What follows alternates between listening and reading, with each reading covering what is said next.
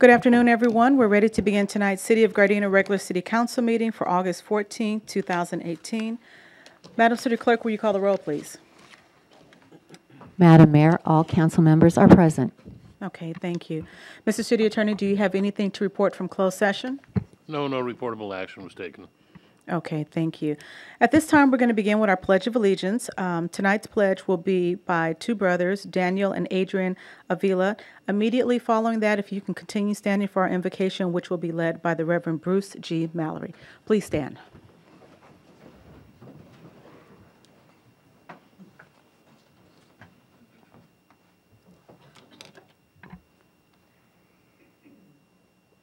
Put your right hand over your heart.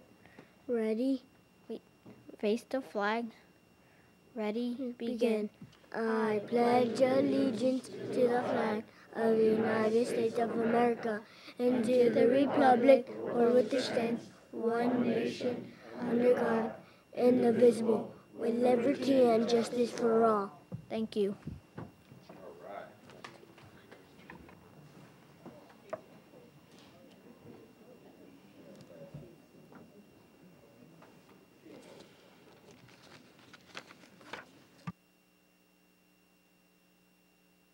The City Council. Please accept my sincere apologies for my absence at on the July 10th meeting, but I'm very honored to be here this evening. So please join together with me in prayer, along with everyone present here this evening, to ask God's divine wisdom and blessings upon this August 14th Gardena City Council meeting. Please place your hands in prayer in whichever way is most appropriate for you. O God, creator of heaven and earth and the Father of our lives, let this prayer be the medium by which your infinite love, wisdom, and life shall flow into each one of us. Let your infinite blessings embrace this wonderful city of Gardena, bring health to its inhabitants and beauty and prosperity to the lives they lead. In particular, bless and protect Mayor Serta and the wonderful members of the City Council at this time, and let your divine wisdom guide them to be successful in their deliberations in handling all of the difficult matters that will come before them this evening.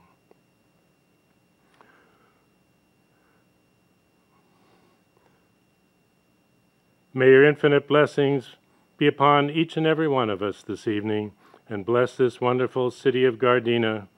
And to all those who are attending here this evening, we ask your wonderful blessings upon them as well. Thank you very much. Thank you very much.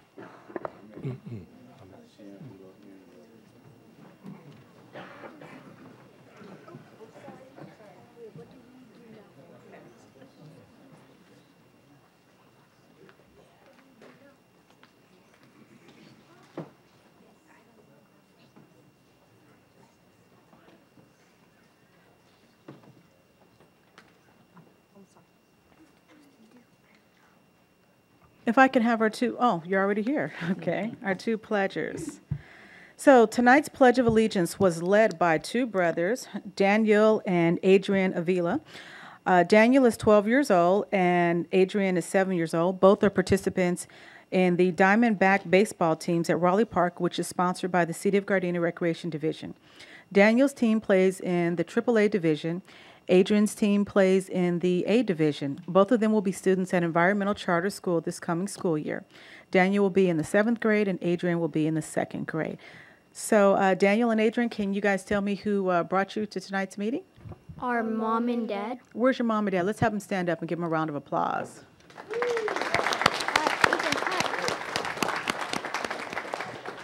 And Daniel, is there anything you'd like to say?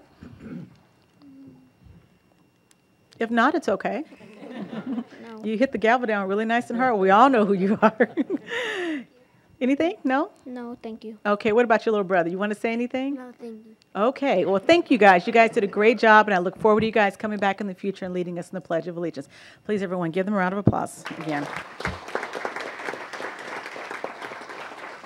So if we can have Reverend Mallory come back to the front. So tonight's invocation was led by the Reverend Bruce G. Mallory, National Ordained Minister of Seicho Noi NOI Truth of Life Center, which is located at 14527 South Vermont Avenue. Reverend Bruce Mallory became the United States National Ordained Minister upon returning to the Seicho Noi U.S. Missionary Headquarters in Gardena on January 1st, 2013. He originally came to the Gardena headquarters over 20 years ago, becoming an assistant minister in 1997 and an ordained minister in 2005, and was subsequently dispatched to New York in 2006 as the chief of the Seicho Noi New York missionary area. Reverend Bruce's father, grandfather, and great-grandfather had all been ministers of the Reformed Church in America. Disappointing his father, he graduated from Cornell University with a degree in electrical engineering and served in the United States Naval Civil Engineer Corps for 5 years during the Vietnam War, resigning as a lieutenant. Reverend Bruce had been working as a director of the computer services for an engineering firm in San Jose for 10 years when he discovered Seicho Noi in 1984. He became a member in 1985 and began his journey sharing the truth of life from there, together with his wife, Nubuku, and 2 children, Douglas and Melissa.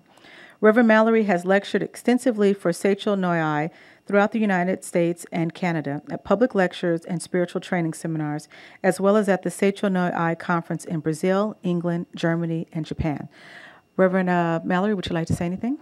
Well, thank you very much. It's an honor to be here today. Why don't you hit the little button there? There you go. Thank you. Thank you very much. It's an honor to be here today, and I just might mention that we have something in common because our Seicho Noi Truth of Life movement also began in 1930. So thank you very much. It's a pleasure to be here. Thank you. All right. Thank you. Everyone, please give him a round of applause as well.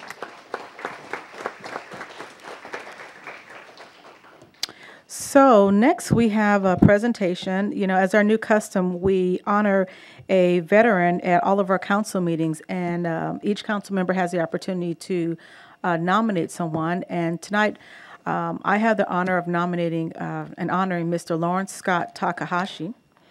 And as he comes forward, I'd like to just read his bio here, his military bio. Mr. Takahashi, who answers to the name of Scott, is a longtime resident of Gardena. He was a Gardena High School graduate attending LA Trade Tech and Harbor College when his draft notice arrived. And he said, and I quote, "My dad, Lawrence Masao Takahashi, had served in World War II and fought for our country, and so I knew instinctively that living in America is a privilege. And so when you're asked to go, you go." So Scott joined the United States Army and celebrated his 20th birthday in the reception area of Fort Ord, California, before moving on to the barracks to begin his basic training. This was in November of 1968. After several weeks of basic training, proving himself to be a very capable soldier, an executive officer notified him that he was going to Vietnam. In Vietnam, Scott was assigned to an artillery unit at Ben Hoi, even though he had no training with heavy guns or even about the hazards of the country itself. He worked with the unit in Ben Hoi for 3 weeks before being sent out to the field for what would amount to many missions over the next 13 months. Takahashi's specialty number and title was 13B40 Artillery Gunner, a member of the Battery A, 2nd Battalion, 35th Artillery. After serving in numerous battles, he returned to the United States and was honorably discharged on June 24, 1970, with the rank of Sergeant E5. For Scott's exemplary military service, he was awarded the following: the Vietnam Service Medal with 4 Bronze Service Stars, the Republic of Vietnam Gallantry Cross with Palm Unit Citation Badge, Republic of Vietnam Civil Action Honors Medal, First Class Unit Citation Badge, Valorious Unit Award with 1 Bronze Oak Leaf Cluster, Good Conduct Medal, Purple Heart, and also he was given the Bronze Star Medal with V Device. When he was awarded the Bronze Star Medal, the following was announced: Specialist 4 Takahashi distinguished himself by heroism in connection with military operations against a hostile force on April 18, 1970, during an attack on fire support base Ding Tu, Binh Tu Province, Republic of Vietnam. During the early morning hours of enemy force, estimated 300 to 370 men launched a heavy attack against the friendly forces defending Ding Tu. Specialist Takahashi was on his gun firing at the enemy until the ammunition was totally expended. He then ran to other gun positions that were out of action. Due to the enemy fire, to bring the unused ammunition to his gun, which was still operational. During this time, Specialist Takahashi helped 2 wounded personnel to safety and was wounded himself. He continued to resupply his gun while heavy mortar fire was sweeping the area. Without regard for his own personal safety, he repeatedly exposed himself to enemy fire. Specialist Takahashi's gallantry and intrepidity in the face of fire are in keeping with the highest traditions of the U.S. military service and reflected great credit upon himself, his unit, and the United States Army. So it's my honor today as we select as our military veteran, Mr. Lawrence Scott Takahashi. Congratulations.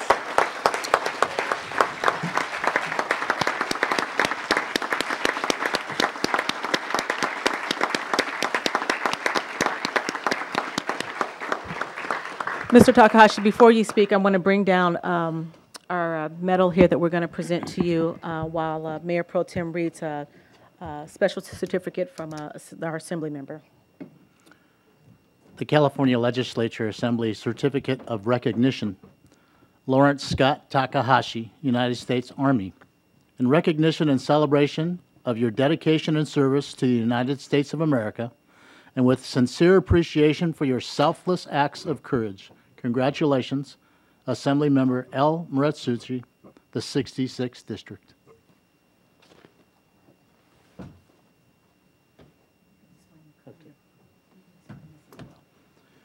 So what the mayor is presenting is a medallion with all of our military units on it, designed by our city manager, who is a military person himself from the Marine Corps. And this medal is given to a member of the military who has served honorably for us in the city of Gardena. Thanks to Councilmember Medina, I was happy to second his motion to make sure that we had this celebration every council meeting. Also like to remind you that on the corner of Western and Redondo Beach Boulevard, which is the Honda billboard, electronic billboard, will have his picture up there along with the city council for the next 2 weeks.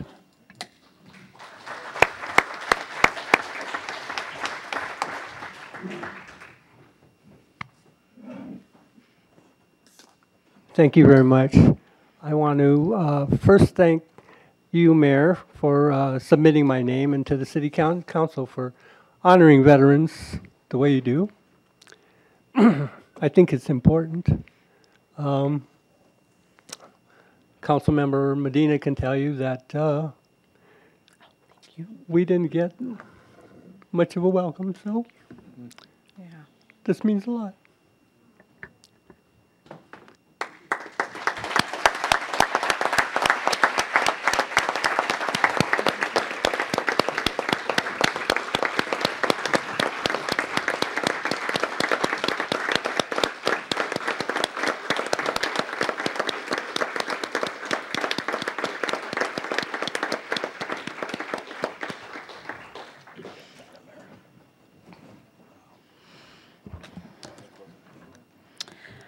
Okay, next we're going to move on to a special certificate of special recognition to Junipero Serra High School girls track and field winners of the 2018 California Interscholastic Federation Division IV Track and Field Championship and winners of the 2018 California State Girls Track and Field Championship. I think I'm reading this twice. To their head coach, Christopher Calvin, which is named the 2018 Mile Split California State Girls Track and Field Coach of the Year. So, it's a mouthful there. So we have a special plaque here that we're going to be presenting to the entire team as well as the coach. If you guys can come forward, and I'm going to read what's on the, I have a copy here. If that can be presented to the coach, and I'm going to read what this plaque here says, and then we'll give you the opportunity to say something here. So this certificate of special recognition. So we, the mayor and council members of the city of Gardena, with great pride that we express to the members of Junipero Serra High School girls track and field team, along with their outstanding coach, Mr. Coach Christopher Calvin, and the school principal, Jeff Guzman, our sincere congratulations for the Cavaliers' special triumph in May of 2018 and their final June 3rd, 2018 triumph as California's Interscholastic Federation Division IV Track and Field 2018 champions and California State Girls Track and Field 2018 champions. So whereas it is with exciting, heartfelt, and victorious 2018 season for you guys, Gardena is proud of the superior record that you guys have earned and the fine publicity that you brought to Junipero Serra High School, the city of Gardena, your entire community. Just your superior individual performance and brilliant team play is just so exciting to us. So along with that, we also like to just give, I'd like to just mention each student individually, Junipero Serra High School's girls track and field team. You guys earned this right. The first person is Erin Brown, which is the class of 2019. Kalia Brown, class of 2020. Jasmine Frost, class of 2019. Jayla Heron, class of 2018, and also UCLA signees. Congratulations. Queen Oka, class of 2019. Destiny Reed, class of 2019. And Maya Rush, class of 2021. Now, also in recognition of their outstanding efforts and extraordinary accomplishments in the 2018 season, we also like to give a special honor and sincere praise to their head coach, Christopher Calvin, the 2018 Mile Split California State Girls Track and Field Coach of the Year. So congratulations.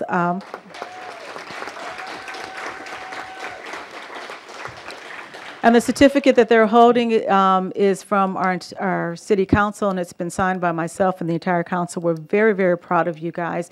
And if there's anything coach or representative from the team would like to say, you have the opportunity right now. I just want to thank you for the opportunity for allowing the team to come in and be recognized for this great accomplishment. It's an honor and privilege to be here. I'm so proud of the girls. I'm so proud of my coaching staff. Not only did they excel on the track, but also each and every one of these young ladies ended on principal's honor roll. So, nice. You know, this is a special group we have here.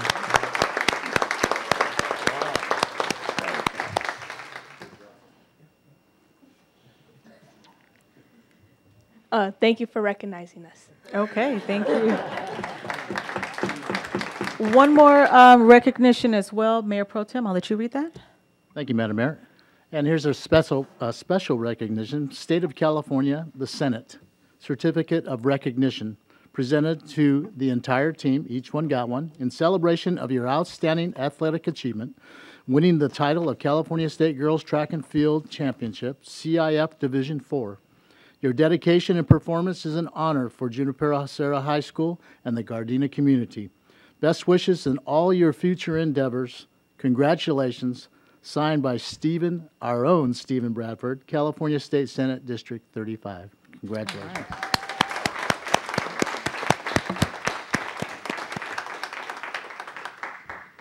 Thank you. Nice.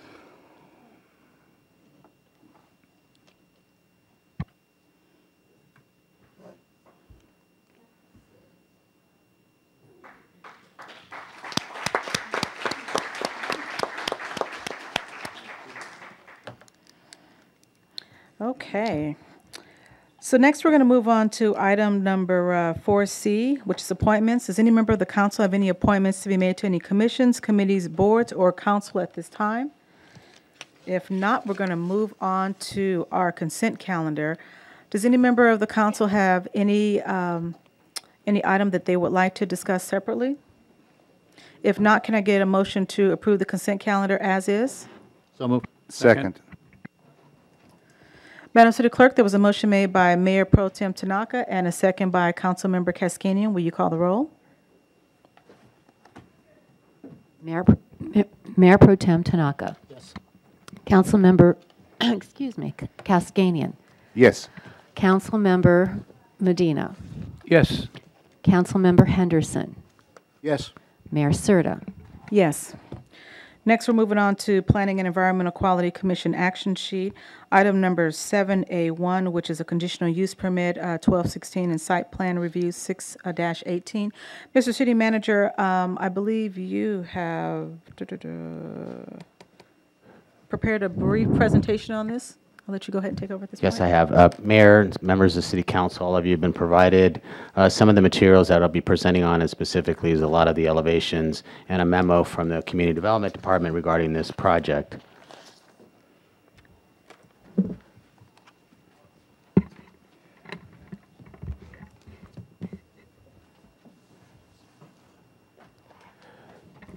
So the applicant requests approval of a conditional use permit and a site plan review for the construction of 29,965 square feet of a building which will contain 63-unit single-room occupancy housing developments in the industrial M1 zone, which is authorized by the Gardena Municipal Code sections 18.36030 and 18.44010E. The applicant also requests approval of the property management plan.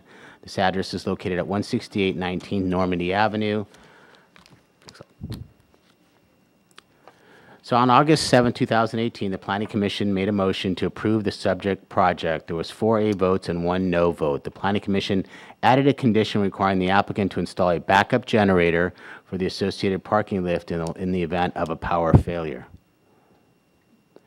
Next, you have a map that's located on the screens above you. This property is probably familiar with many of you on the City Council. It is located on Normandy and essentially 169th, directly across the street from a new residential development, the Watt single-family detached home development that is currently in construction. The subject property served as a nursery for many, many years. The nursery has been gone for maybe a couple years now, or has been running at a very minimal capacity. Currently, there's vehicles being stored there, and it is being used from some type of construction, leasing kind of use. Not necessarily the desirable use for the property, but it's just temporary use at this point. So a little bit of the project description, as I mentioned, you do have some more detailed elevations that you can look at as I go through these, although I have some here.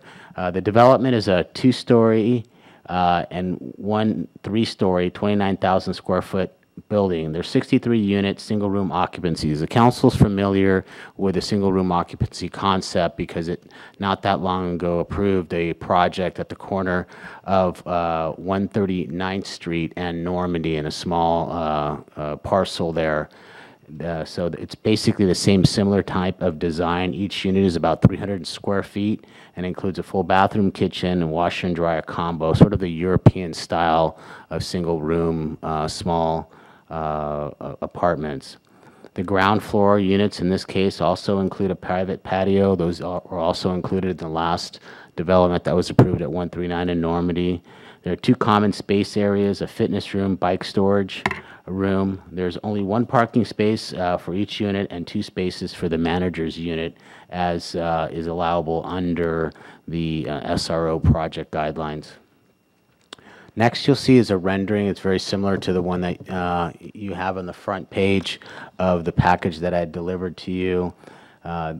Oriented, this would look like Normandy Avenue on the facing side here on across from where the 2 little animated people are, and then the 169th would be on the other side of that. If you look at a much more detailed site plan, which is the next slide there, you see Normandy Avenue on the far east side there, the open space along Normandy and 169th Street, and the increased vegetation and landscaping that occurs down 169th Street and across Brighton. And then you're familiar with the open area there, sort of in the middle of the complex. So just to talk a little bit about what the municipal code provides, because that's very important. The minimum setback required in the front is 10 feet, and what they have proposed is 12 feet. And the side is 0, but they've proposed 5. The street side is 10 and 10, they meet that, and the rear is 10 and 10. The dwelling unit size is 350 square feet, which meets the requirements. They have requirement for one space per unit at 62. They currently are parked at 64. There are two spaces for the manager's units, which were also met by the submission of this project. So just a quick analysis based on our municipal code. The floor area ratio requirement is 1. This is at 0.68 below. The maximum height allowed is 45 feet with 100 feet of an R1 or R2 zone, 65 feet max height maximum. It's 32 feet, and then the max with the parking structure is 45 feet. The SRO is both one unit. The laundry facilities, there's 6 washers and dryers and 1 washer and dryer unit in each unit. The rental agreement is 1 month or longer. That is what's required. The maximum tenants per unit is 2 units per person. So they're efficiency units. It's not allowed more than 2 units per person.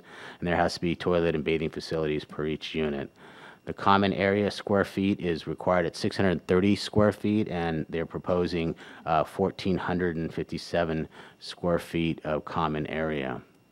We did conduct a traffic analysis, which was conducted by Linscott Law and Greenspan Engineers, and has shown that based on the type of use proposed, no adverse traffic impacts are anticipated, and a formal traffic study is not required.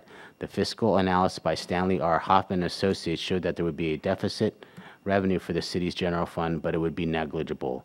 The applicant is required to pay a $1,000 impact development fee. And with that, I'll take any questions from the City Council regarding this project. There's also, by the way, members of the City Council, there's a more detailed memo written by the Community Development Department attached to your submittal. Okay, thank you. Before we open it up to council questions here, we have a couple of people who would like to speak on this item here. We have 5 speakers here. The first one is Annie Roddy.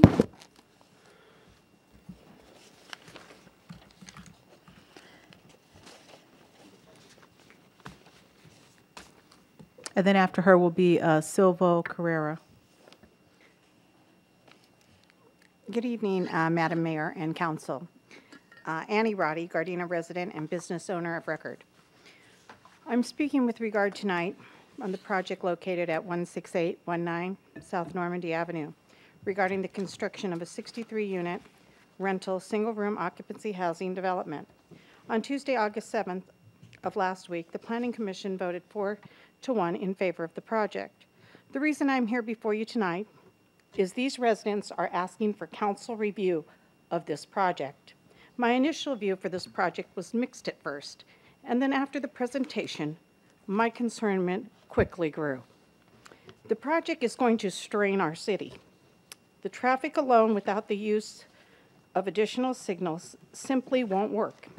In District 3 alone, we have at least 4 different housing projects that are currently under development. As far as traffic studies go, how can we come to the conclusion that our streets are not going to be highly impacted? The project of townhomes being built on Western Avenue and the new development on the east side of Normandy are not yet occupied. The project on 168 on the west side makes for disaster. I want to be clear, I'm not against this project. I'm against the project on that very corner. More or less, this is the straw that's going to break the camel's back. The current traffic study doesn't reflect how the new development would affect our neighborhoods if currently occupied. There would have to be a signal that would have to be placed somewhere near 168th or 169th Street. The residents will be unable to get onto Normandy Avenue without the use. The railroad is in active status, and the community will be gridlocked quickly. The project, if continued, can't survive without that traffic light. Residents are going to be using all residential side streets possible to gain access to the post office, the freeways, and to our local stores. With regard to this corner, we currently have big problems. We have a AAA flatbed truck that occupies 168th and Brighton Way for years in particular. Residents have complained for years at Community Watch meetings, taken photographs, and nothing has been done to resolve the problem. The flatbed is not the only business auto problem. These types of work-related vehicles are crowding our streets, and you want to build housing, approximately 350 square feet rentals. According to the Fair Housing, we can't control the number of occupants to a unit. I am a residential manager, much less how many cars someone owns. The spillage of autos alone onto the residential streets, 64 units could at maximum produce an extra 40 to 45 additional vehicles in that neighborhood. Here's another problem. The parking structure, which is called the city lift, looks like a puzzle, and what was brought to the Planning Commission meeting was a tutorial of how the lift operated. However, the video failed to show the noise level that would come from the automated city lift. I just need a skosh time. If you visit the website, it shows you with music, which is loud and a distraction of what you might hear, noise-wise, from the lift in full operation. There are sound bites of the city lift structure if you hit the button on the left side to scroll to the next video demonstrating the puzzle in Oakland, which does contain the noise factor that the residents are faced with. What about the oil and the problems that are going to come from the automobiles? I strongly ask the council tonight to review this project with regard to these residents that will be impacted, perhaps even pull this project, or at least from this site location. I'm sorry, that is my time. I thank you.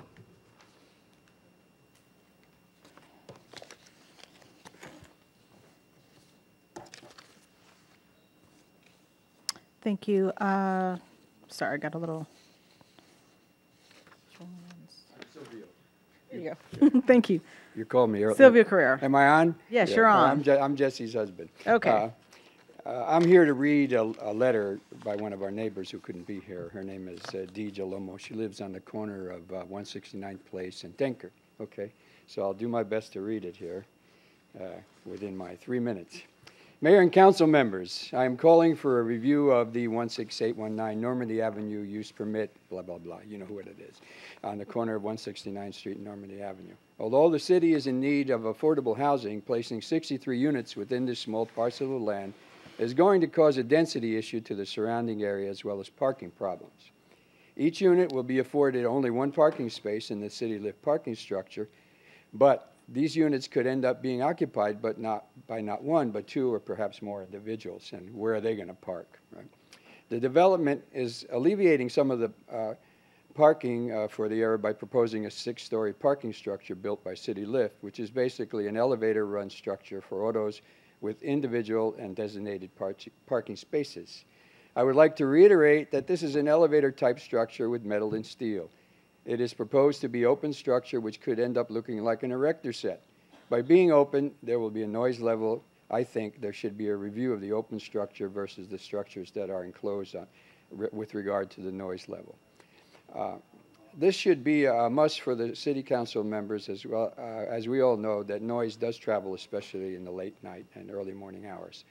The amount of traffic that will impact this area will be significant, especially if the units are not specified for a single dweller. They may have roommates to cover their rental costs. It will be difficult to turn left or right onto Normandy, especially in the morning hours when there are commuters traveling south to 91 or to Gardena High School, as well as the pedestrian traffic of students going either north to Perry Middle School or south to Gardena High School. Their safety should be a priority. I believe that it would be the most definitely behoove the area to have a traffic light installed at the corner of 168th Street, especially with the new development of the 21 single-family homes on Normandy.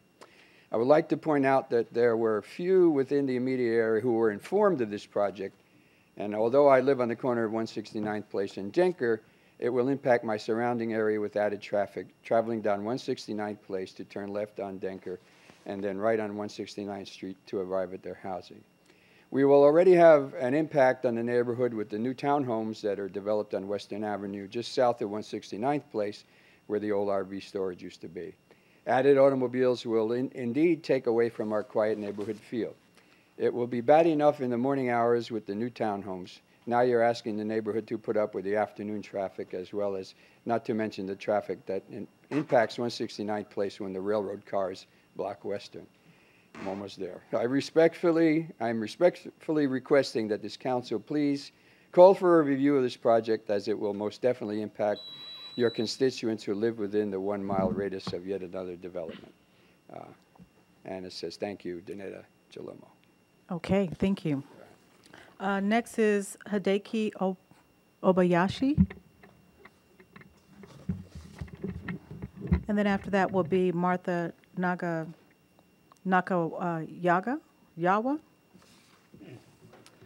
Thank you for giving me the opportunity to speak.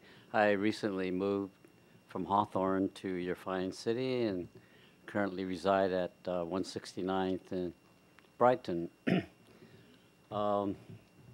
It's just going to be too many cars. It's too many cars. I come in off of Normandy. Sometimes I take the Brighton Alley. It's nice, but we walk our dogs. It's nice and quiet. It's just going to be too noisy. We don't like it. I don't want it in my neighborhood. NIMBY. I urge you to restudy this thing and cancel it or do whatever we can to get rid of it. Thank you. Okay, next is Martha Nakagawa. Thank you.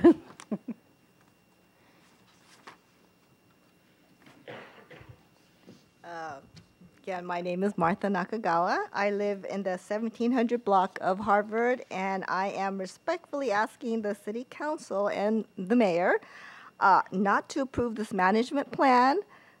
This is going to be all rentals, and renters tend not to have an investment in the neighborhood that they live in. This is a small unit, so most likely it'll be single people or two people at most. So maybe it'll be a younger crowd. Younger people like to go out. So my fear is, are we going to have a proliferation of bars in the area? We already have a liquor store right next to this project. And are they going to ask for a 24-hour permit? Our neighborhood here, we already fought Casino Liquor. They were on Western. They wanted to go 24 hours. So there's already a precedent that, you know, if we have a bigger project, they may want to go 24 hours. But the residents there, we don't want a, swinging singles kind of neighborhood. We want a family-oriented neighborhood. So I respectfully ask that voice be heard. There's been no discussion on visitor parking. There's going to be 63 units, and where are the visitors going to park? And also, if it's a younger generation, they tend to use Amazon Prime a lot. So you're going to have a lot of Amazon Prime deliveries. I mean, that's just the reality of our buying habits now. The developer said that they expect the workers there, or the residents in the 63 unit, to have different working schedules, but we all have like 2 or 3 hours in the morning that we go to work, 2 or 3 hours that we come home, or if it's graveyard shift, we're going to have cars going in and out all hours of the morning and day. Some people talked about the elevator lift type of parking structure. The developers were asked to put a backup generator, but they didn't really go into what kind of backup is it going to be if there's a blackout. And there's sensors. What is the maintenance of these sensors? What happens if there's flooding? None of that was discussed because that was up to the developers. The developers also talked about, well, if the residents don't have a car, they could use Lyft or Uber, but that still increases traffic in our area. There's Perry nearby and Gardena High. So my concern is our kids walk to school. So what about the safety of the kids that are walking to and from school? On a personal note, I am a property owner, so I have a stake in our neighborhood. I like to see our neighborhood remain family friendly, and not.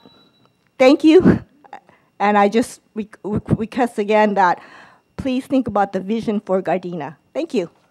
Okay, thank you. Next is Jesse Carrera.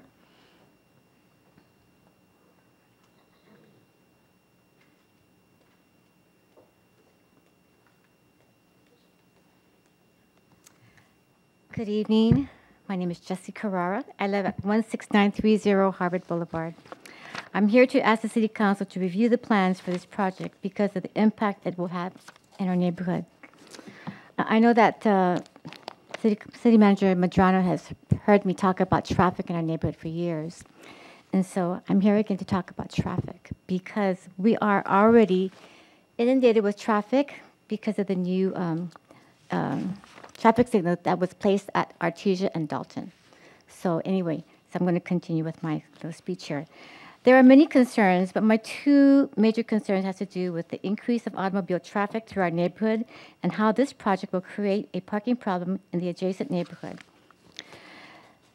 The neighborhood community that I represent is from 166th Street to Artesia and Western to Normandy.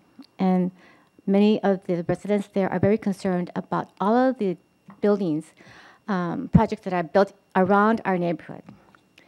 The through traffic in our neighborhood has increased since the installation of the traffic signal at Artesia and Dalton Avenue. The passing of this project will exacerbate the problem because it is not the only new construction in our neighborhood.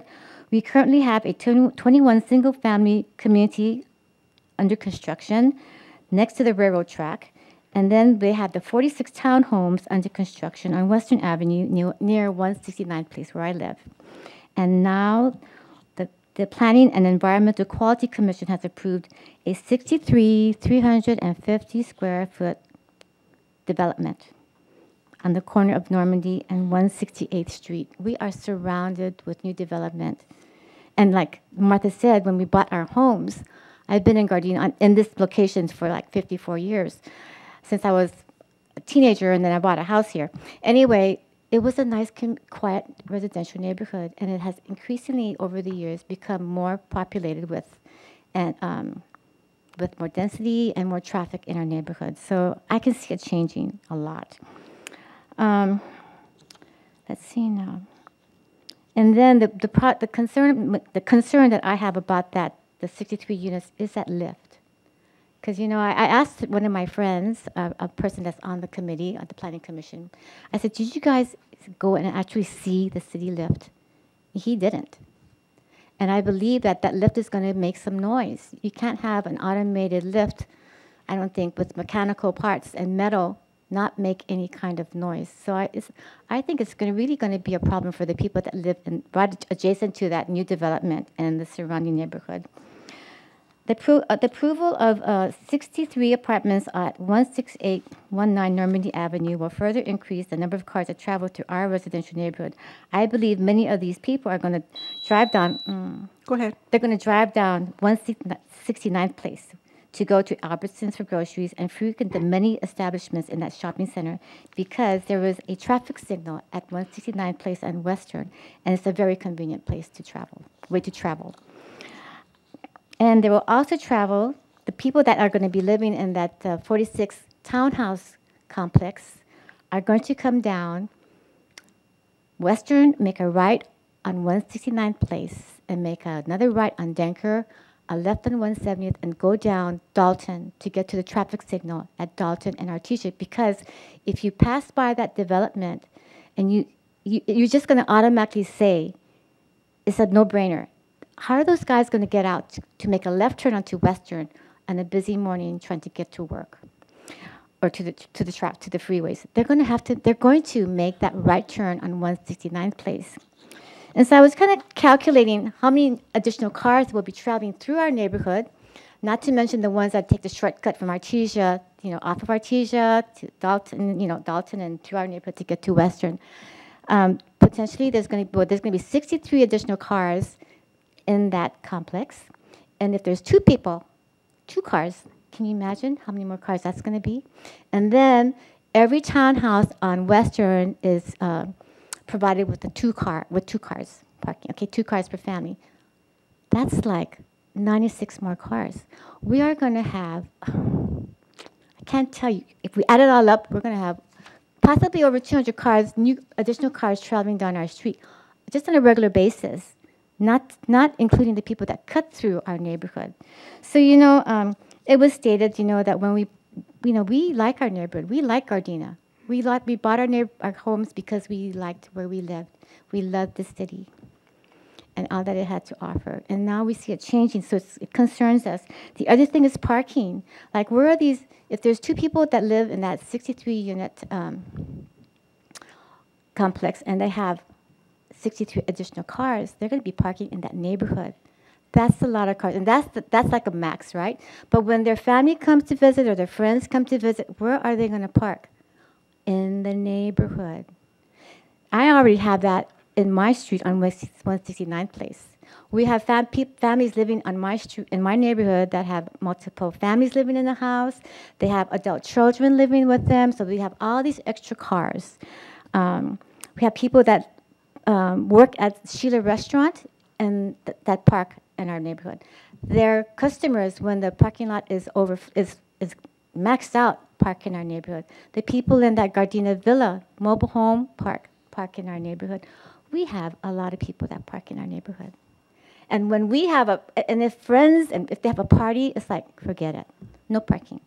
So we're just inundated with all of this traffic and parking, and we're very concerned. You know, and then I think about the infrastructure. Can our city, and you know what? I think that this is just the beginning of more construction to come. I mean, we can just see it. The writing is on the wall. You know, there's going to be more of these, you know, because the state is mandating more housing in all the cities in California. So are we going to have more of these in our neighborhood in this part of Gardena? You know, it's just very troubling to us, because not only is our neighborhood impacted, but all the streets, the thoroughfare, Western, Normandy, the major streets are going to be so congested. Is that going to make our city a desirable place to come to if there's so much this congestion? I don't know. I think that the feel of our city is changing, you know, and it makes me feel sad about that. So I hope that you guys will consider our concerns, because as I think Annie or one of the girls said, that we didn't really have much of time to talk with the developers about how we feel about the project, as we did with the Gardena Village or City Venture. We had a lot of time with those people. They were very gracious to us.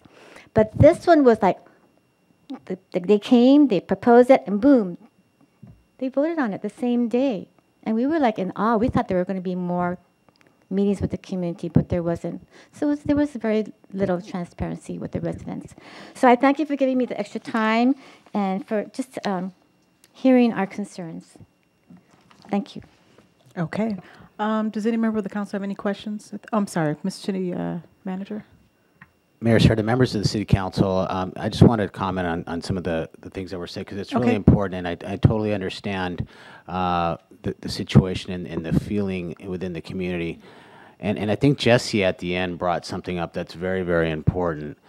Not that long ago, the City Council was forced to accept the auxiliary dwelling units as something the city has to do. And the concern that staff has with the auxiliary dwelling units is that they are not required to provide any additional parking.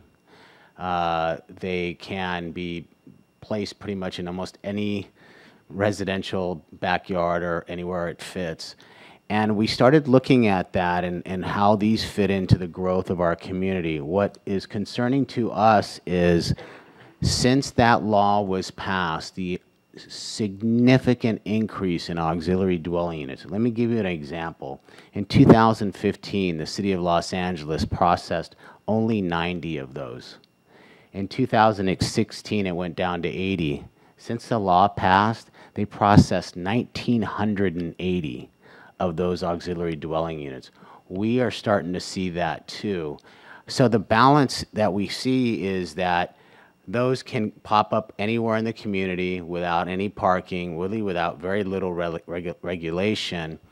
And as Jesse pointed out, there's a additional need, requirements to meet housing regional needs.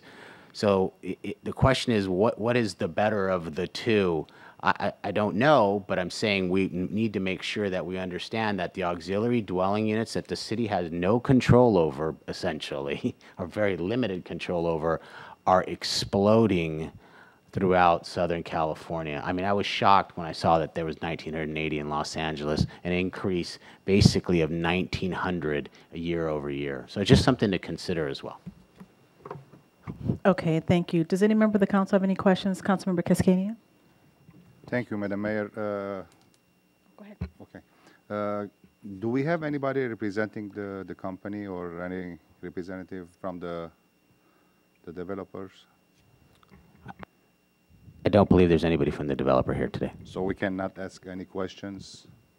You can ask me, I guess, and I'll try to answer. Well, I'm concerned about the Also, lift. Go ahead. Councilmember, just this kind of reminder here, this one's a little different just because we can ask the city manager questions, but at the end of the day, it's going to come down to do we want to call for review or not, so. Well, So as best can we I have- can to the can I city, give to my the city opinion manager. Oh, now? yeah, please, go ahead, but I'm just letting you know. Well, I would like to review the Well, if you item. have questions, if you want to ask him now before we make that decision. Well, I have a question to ask the developer because about ADA, you know, if the building is ADA approved, it's a 3 stories. Are they going to have elevator for the handicapped people? How about if somebody goes up 3rd floor? I mean, all the first level, if it's all sold out, and if, you know, an ADA person comes in, or, I mean, a disabled person comes in with a wheelchair, how do you guys go to the 2nd floor?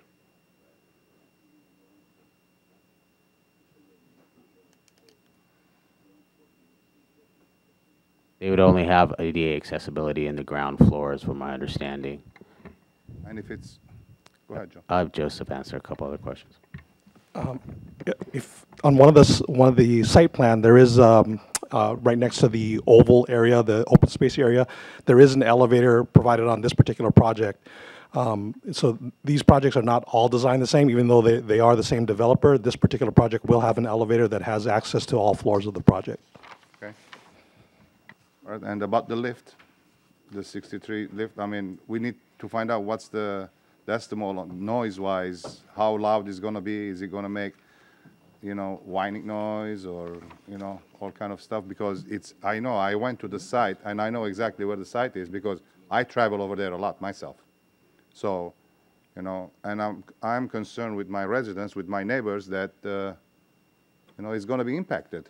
63 units times 2, 126, and another 63 guests, that's 195. So it's going to be impacted. So I would like to sit down with the developer and talk and have them to convince me how is this thing going to work. I would like to call a review. Okay, so before you call for the review, anybody else have any other questions? No, I got no other questions. They're along that line. Okay. So I just have a couple, and I don't know, Mr. City Manager, if you can answer these questions or not, and this may result to the applicant here. So, like it was mentioned earlier, as far as this lift's concerned, was there any type of I mean, they mentioned it was a video, but do we have any idea as far as the sound that it would make? I mean, in your experience or the director's experience as far as how this goes regarding that? And let me just a couple of quick things here. Also, the other question I had is, so it looks like the units here are 2 stories, 3 stories, and then the parking structure will be 5 stories. Is that correct in looking at it visually and from what it reads? That's correct. We do have videos of the lift, and obviously we can't tell what decibel level it is. Okay. They are becoming more popular, you know, throughout highly densely populated areas to save space.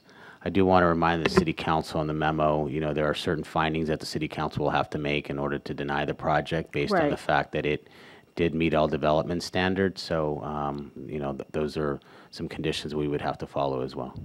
Okay, and then the last question was, and I guess I drove down the street, but I couldn't remember. So there's not a signal on Normandy and 169th, is that correct? That is correct. Okay. And then The traffic study did not call for a signal. It didn't? No. And then also, there is no visitor parking there as well, is that correct? None at all. And this is just a quick comment here, not so much a question, but it was mentioned by one of the speakers that I guess the developer said that, you know, the schedule of the people who live there, it's only certain times they will be coming and going. If somebody's a tenant, I guess we have no idea what time their work schedule will be. I mean, we're just taking a wild guess here, you know, whether they're people who go to work at 9 a.m. or if they go to work at 6 o'clock in the evening. So to kind of try to put that out there, I think is kind of, I don't know, being a little egregious by saying that. But those are just a couple of questions that I had. Any other questions? Mayor Pro Tem. Thank you.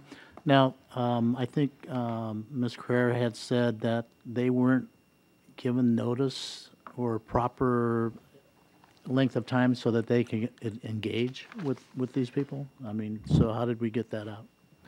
Well, that's a kind of a common complaint that we receive by law. We have a reporting radius where we give noticing to the surrounding area. The developer is required to pay for the noticing as well.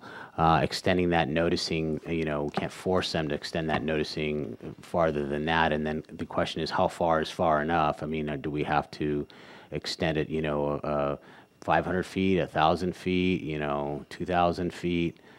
Generally speaking, the adjacent areas that are affected or get noticed. That being said, we have heard that complaint, and what we're trying to do is be more proactive by advertising our projects using our website to give all of the community, and they may not be affected, just so they know. One of the other things that we've done is try to every month give all of you sort of a sheet that talks about pending projects moving forward.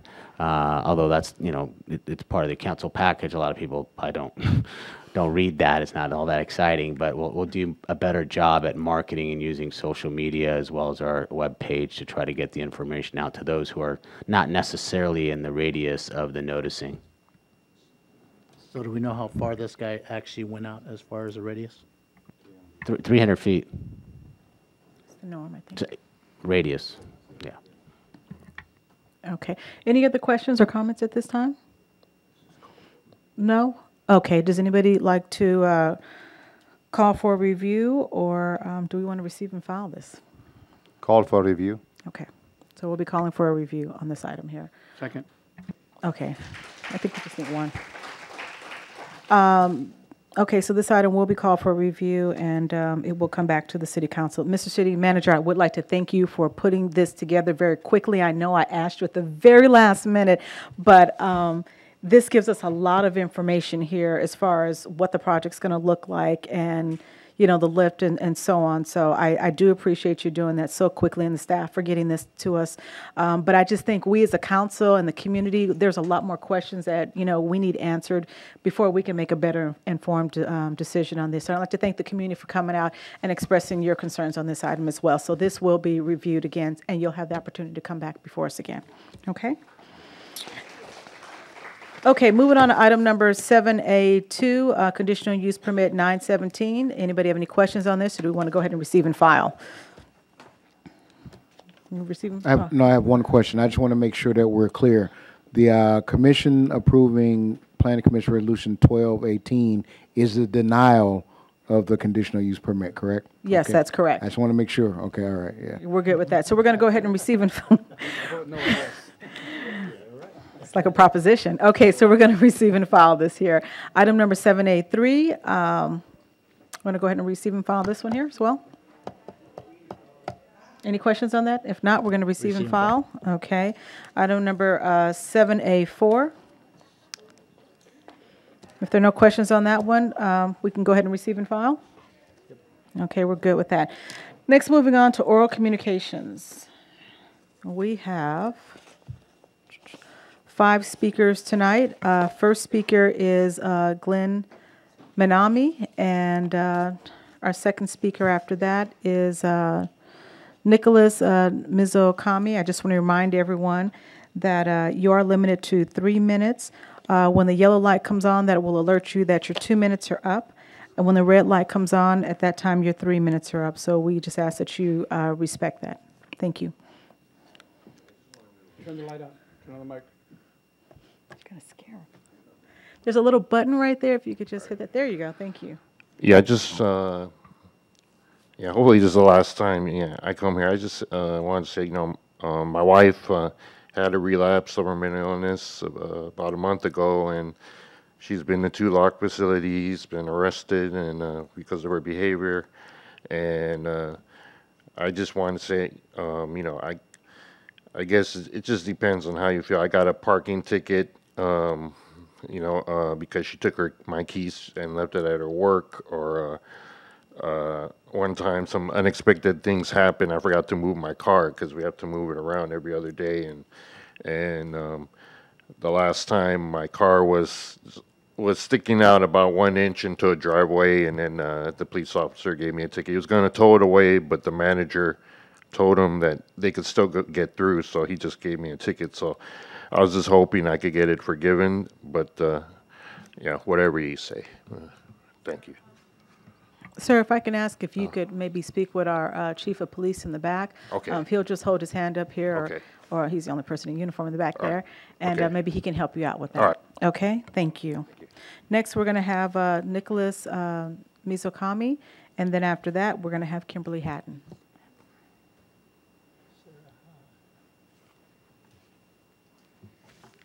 Honorable Mayor and members of the council, my name is Nick Mizokami, and I'm a longtime resident of the city of Gardena.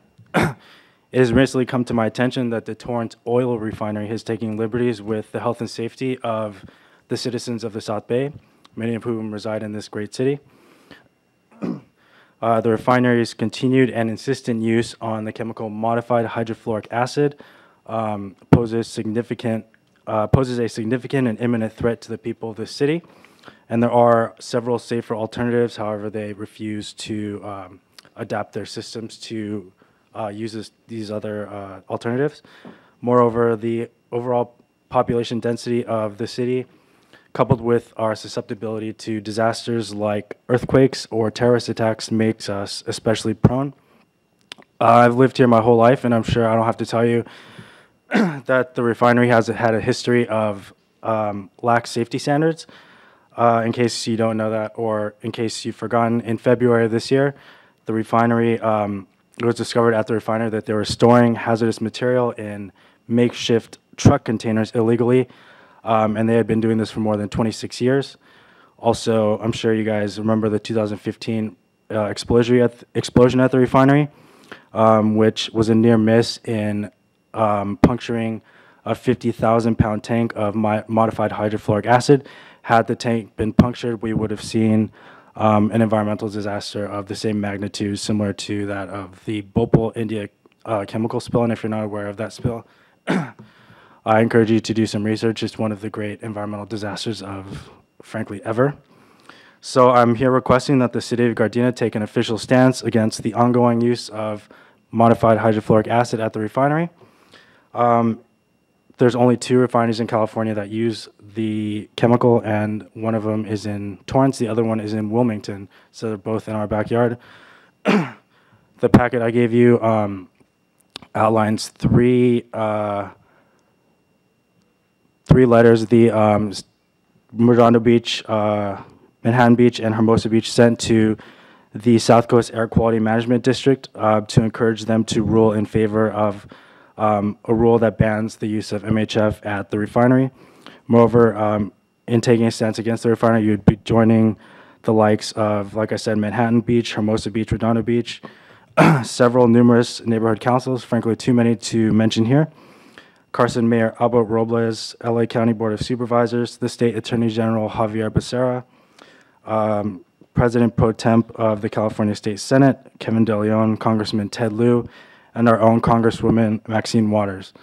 This is a very serious issue, and I implore you to take this matter seriously and conduct the research necessary to make a decision.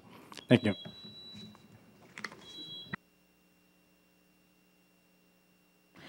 Thank you. Next, we have Kimberly Hatton. After that is Ray Tahir.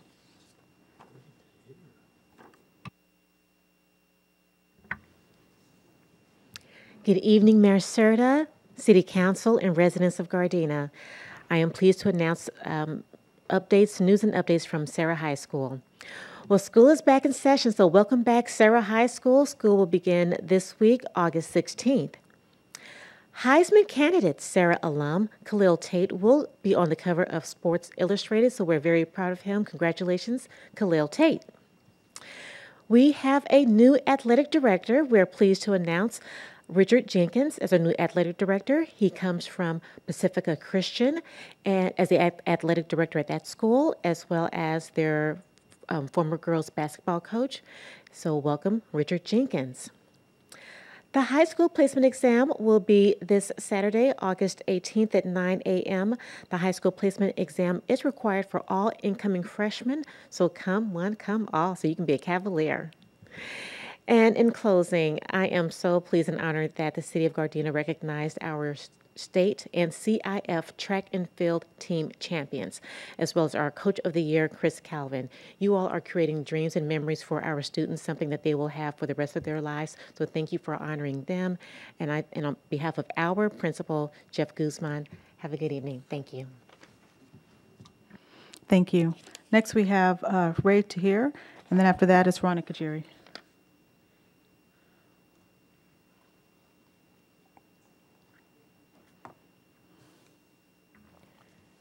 Good evening, Madam Mayor, City Council members.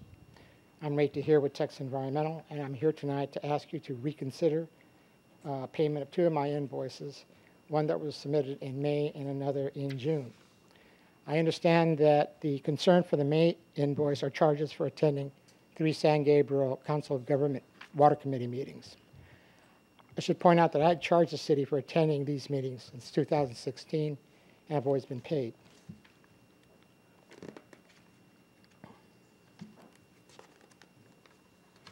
Attending these meetings were a benefit to the city for the following reasons.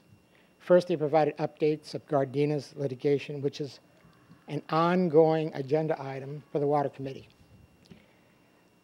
San Gabriel cities were interested in the status of the litigation, especially Glendora and Pomona, which had contributed $20,000 each to fund the litigation.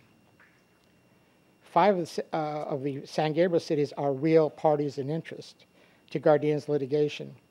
They support the litigation, but have not contributed to it financially. However, should Gardena win the lawsuit, and it looks like it will, and the state appeals the decision, these cities could be counted on to help pay for it. The reason these cities had not initially contributed to litigation was that they were not confident in Gardena's ability to win the lawsuit. Secondly, this COG committee provides valuable information regarding such matters as the stormwater parcel tax that will be on the November ballot. It was through this committee that I learned that the property tax would amount to 2.5 cents per impervious square foot. I have used this information to update city staff and Councilman Medina, who has taken an interest in MS4 permit related matters. There's a lot of opposition to the tax, which was pointed out in several Daily Breeze articles. One problem is that if Gardena wins the lawsuit, there will be no need for the tax. The tax is based on these enhanced watershed management program costs. If Gardena wins the EWIMPs will go away. But if the tax passes, it will still be deemed in effect regardless if Gardena wins. In that case, it will be difficult to undo the tax. Regarding the June invoice, all the charges were made to pay for mandatory MS4 permit tasks, water quality sampling and analysis for Dominguez Channel, and submitting a mid-year monitoring report to the regional board. I had been paid for the similar service in the previous years. I should point out that Director Joseph Cruz had agreed to pay me for the service, and he submitted the report to the regional board that I prepared, which is based on water quality testing. I don't know what the problem is with paying me for these tasks. In any case, against this background, I ask that you reconsider paying these invoices. One other thing, although no written contract exists between the city and Texas Environmental, an implied contract exists. And it's been one that's been used for the last 10 years to bind the city and my company, and I believe it is enforceable. Thank you very much for your time, and I'm sorry for burdening this with you. Okay, thank you. Next is Ronna Kajiri.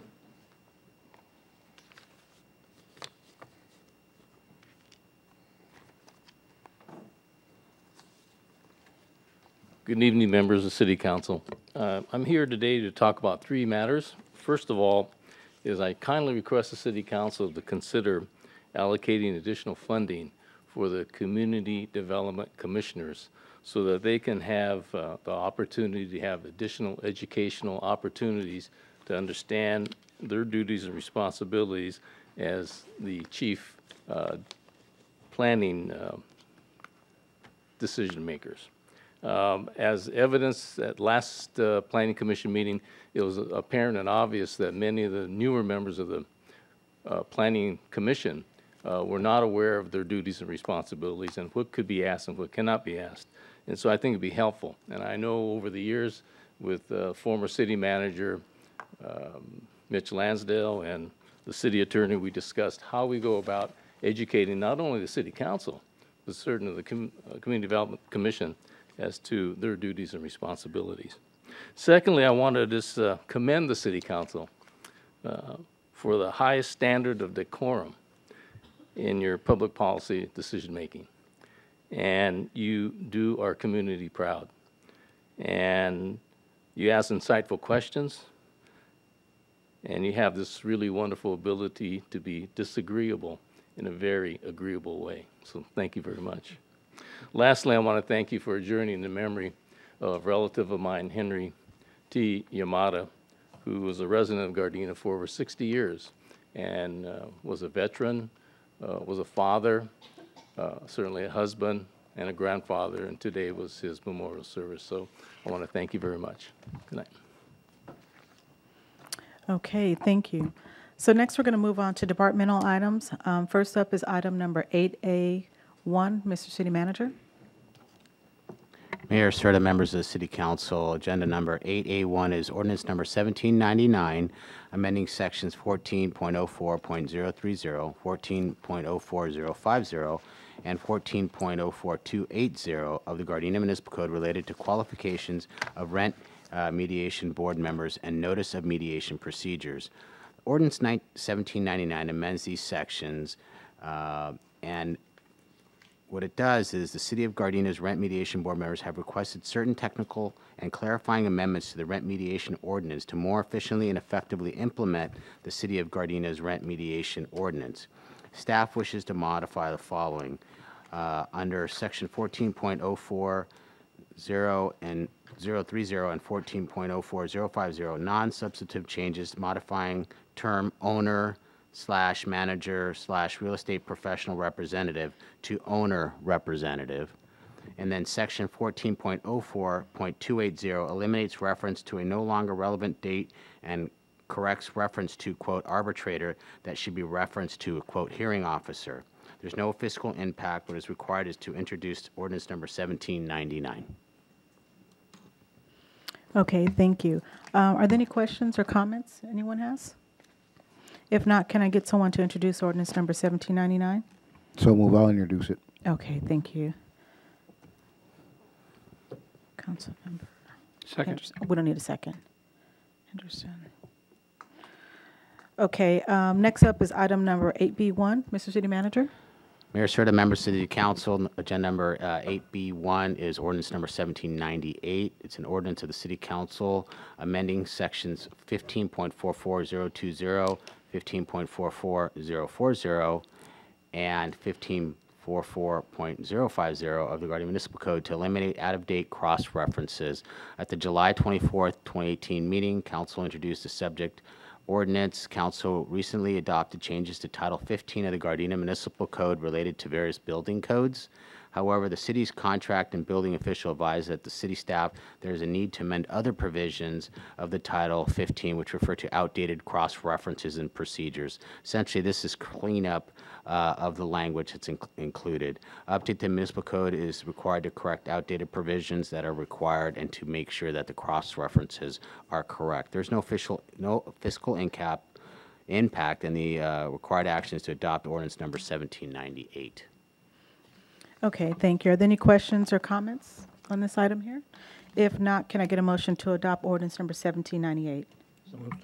Second. Madam City Clerk, there was a motion made by Mayor Pro Tem Tanaka and a second by Councilmember Medina. Will you call the roll, please? Mayor Pro Tem Tanaka. Yes. Councilmember Medina. Yes. Councilmember Henderson. Yes. Councilmember Cascanian. Yes. Mayor Serta. Yes. Next up is item number 8B2. Mr. City Manager. Mayor Serta, members of the City Council, agenda number 8B2 is an approval of professional services agreement with Iteris, Inc. for design only of traffic signal improvements on Vermont Avenue at Redondo Beach Boulevard and Rosecrans Avenue, which is going to be job number 930 in the amount of $103,869,000. Staff recommends that the council approve an agreement between the City of Gardena and Iteris which is located at 1700 Carnegie Avenue in Santa Ana, in the amount as listed above. Iteris is a leading transportation engineer, design, and construction management firm with decades of experience. The design of this project will include field investigation, traffic volume and turning movement data collection, utility and permitting coordination, preliminary design report, design of a traffic signal improvement, and preparation of plans and estimates. Iteris has been providing services to the City of Gardena for quite some time through a competitive bidding process and has always performed well in all its duties and responsibilities. Iteris will be required to meet all applicable city contracting requirements. Iteris will augment the capacity of Public Works Engineering Division of the General Services Department, and they will be responsible for the design of this project. They are frequently used by the City of Gardena on many of our capital improvement projects. The fiscal impact, the budgeted amount is $103,869,000 for design only. The funding source is Measure R highway funds, and the anticipated revenue from this for this project, when completed, is going to be $1.5 million. What's required is to approve the professional service agreement with Iteris. Okay, thank you. Are there any questions or comments at this time? Councilmember Henderson? Thank you, Madam Mayor. Mr. City Manager, in regards to the anticipated revenue, 1.5 mil, how did they calculate that? Just rough, curious. It's Measure R formula.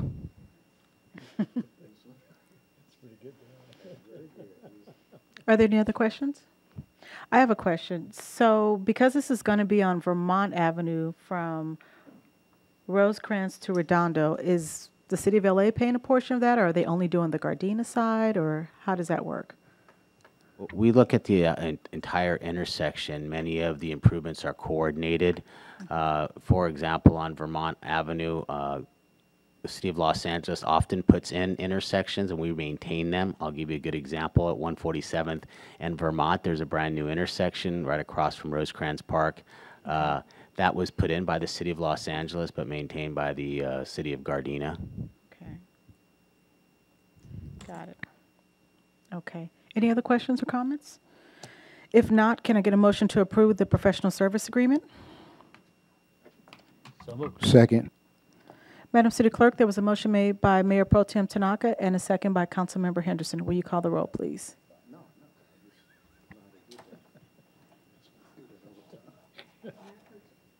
Mayor Pro Tem Tanaka. Yes. Councilmember Henderson. Yes. Councilmember Medina. Yes. Councilmember Kaskanian. Yes. Mayor Serta. Yes. Next up is item number 8C1. Mr. City Manager. Mayor Serta, members of the City Council, agenda item number 8C1 is authorization to enter into an agreement with California Accident Support Services Limited, trading as Gardena Accident Support Services Ltd., to provide traffic collision reporting services to the public. This agreement is unique. It'll probably be one of the first, if not the first, in California. It is recommended the City Council authorize the City Manager enter into an agreement with California Accident Support Services for a one-year pilot program to provide traffic collision services to the public. California Accident Services Limited is a Canadian-based company that offers traffic collision reporting services to the public. The agreement between California Accident Support Service Limited, operating as Gardena Accident Support Services Ltd. and the City of Gardena, is to assist the public with non-injury minor traffic accidents by working with insurance companies to facilitate insurance claims. Police reports are currently not taken for non-injury minor collision. As a result, there's no data available for these incidents. Gardena Accident Support Services will assist the Gardena Police Department by obtaining statistical information for these minor collisions, providing a better understanding of where these collisions occur and the causes, while providing service to the Police Department personnel for statistical information. The proposed site for the Traffic Collision Reporting Center is the Justin Plaza that the city owns at the corner of 162nd and Western Avenue. There's a vacant spot there that used to be the old Shaved Ice business. Gardena Accident Support Services will be responsible for all associated costs related to the staff, equipment, and to running the operation there. The project should have little impact on existing processes and controls and will provide an enhanced customer service level.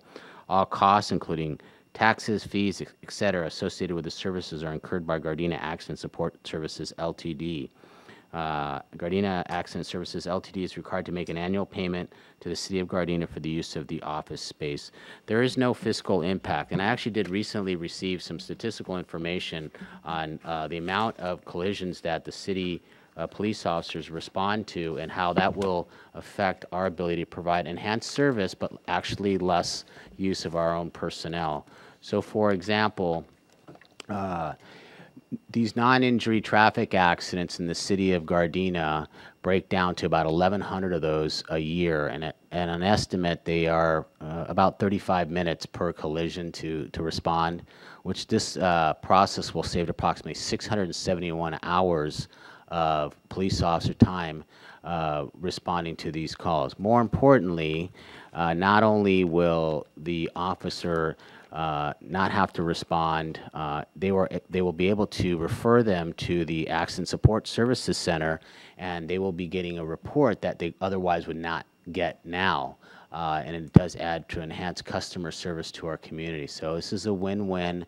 Although it's a Canadian-based company, we've been working with them for almost 2 years to kind of bring it out here to California. The next closest region is Tucson, Arizona, where they've recently started there, and they're very successful. So we believe having this service in California, where many cities don't take non-injury traffic collisions, will be an enhanced customer service to our community and also allow us to gather additional data. The representative, the Vice President of Operations, Lynn Hemingway, is here representing her company. What is required would be there's no fiscal impact to the city. What is required is to authorize the agreement. Okay. Are there any questions or comments at this time? Okay, let's start this way here. Councilmember Kaskanian. Thank you, Madam Mayor. How does this company get paid? Who pays the company? The insurance companies, because their insurance companies are getting a service by having their claims documented, because we don't take reports on that. So essentially the insurance company is paying for it. It's not passed on through any service charged by the police department at all. And the client, I would say, or the person that get into an accident, they don't pay for that service then, right? I mean, their insurance company is going to pay for it. The service is free to that's right. The service is free to the person. If you think about it from this perspective, the insurance companies would much rather have detailed information, pictures, so that they can validate the claim that was made. We don't do those on these non-injury traffic accidents. Many police departments don't do that. So this is an enhanced service that not only is our citizens going to get, but the insurance companies are going to get. All right, thank you. Councilmember Henderson. Yes, thank you, Madam Mayor. Mr. City Manager, in regards to how the process works, at the time of the accident, this group comes out, or our PD is out there already kind of, how does that process work? It's a good question. We actually just went over this a little while ago as we talked. Initially, what we're going to have doing is have our officers go out there, have the involved parties exchange information, then refer them to the site to get further a full report completed. The future holds and how it generally works out is once the word starts getting out, we'll be able just to direct them there. If there's no injury traffic accident, exchange information, go to the service center and they'll take your report. So that will eliminate the need for having the police officers go there. Many cities don't even respond. They'll just tell the reporting parties over the phone, anyone injured? No, exchange information, that's all we do. Now they'll get to go to a center and have their side of the story documented, the photos taken, and the insurance benefits, the customer benefits, and we actually benefit from the increased data as well. So it's a non-injury accident. They have to go to the facility, share their side of the story, give the pictures of their damage. Who goes out to the site just to, let's say they hit a pole or something like that? That's a good question. I don't know about going out to the site. I'll ask Lynn Hemingway if she can answer that question. While she's walking up, I do know that as these systems become more popular, you'll see that in some jurisdictions, even minor injuries, just complaints of pain, they're starting to take those in some of the jurisdictions they work. So, Lynn? It's already on. Oh, hit it one more time. So depending on the jurisdiction, if it's a property damage collision, in most smaller jurisdictions, police are attending. An officer is making a referral to the collision reporting center and is actually sending the details of what the damage is to the property. In other jurisdictions, they're actually having the person take the photograph with their cellular phone and come in and identify the property damage to the collision reporting center. And in other jurisdictions, police simply just take them. We are not a cookie cutter solution. We're a tailored solution for each individual police department. We work with whatever works for your facility and your needs, and we evolve over time. So we start out with with the mandate that we will take non-injury collisions, and as time progresses, we meet, we assess, and we can adjust. How long is the agreement? 1 year? 1 year. 1 year. Okay, next is Mayor Pro Tem. Thank you, Madam Mayor.